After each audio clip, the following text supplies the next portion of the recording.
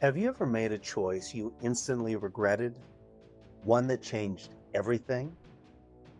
Maybe it was a word spoken in anger, a decision made hastily, or even a temptation you gave into.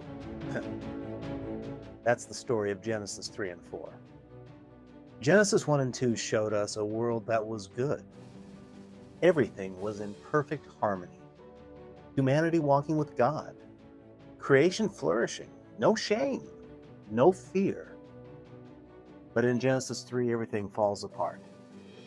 It starts with a serpent. Satan's twisting God's words, planting doubt in Eve's heart.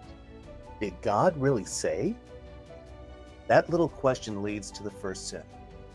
Eve takes the fruit, Adam follows, and in that moment, sin enters the world. They realize they are naked, exposed, vulnerable, and ashamed. They try to cover themselves with fig leaves, but it's not enough. Then God shows up. And instead of running to him, they hide. The same God who walked with them now becomes someone they fear. He calls out, "Where are you?" Not because he doesn't know, but because he wants them to see what they've done. The consequences are devastating. Pain, struggle, broken relationships, separation from the garden. But even in judgment, there's grace. God promises that one day someone will come to crush the serpent's head. A savior will make things right. Then in Genesis 4, we see sin spread. Cain and Abel bring offerings to God, but only Abel's is accepted. Cain gets jealous, so jealous that he kills his own brother. And God asks, "Where is your brother?"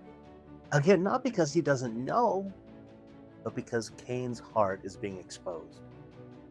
Cain's story reminds us that sin doesn't just affect us, it affects those around us. What started with one act of disobedience in the garden quickly escalates to murder. Sin always takes us further than we want to go. So what does this mean for us? Sin starts small, but spreads fast.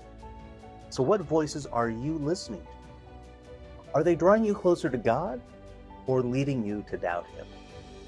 We all try to cover our sin, but only God can truly cover us. Fig leaves weren't enough for Adam and Eve, and our efforts to fix something and fix ourselves are never enough. That's why Jesus came, to cover our sin with his righteousness. God is still calling out, "Where are you?" So are you hiding from him? Are you turning from his conviction?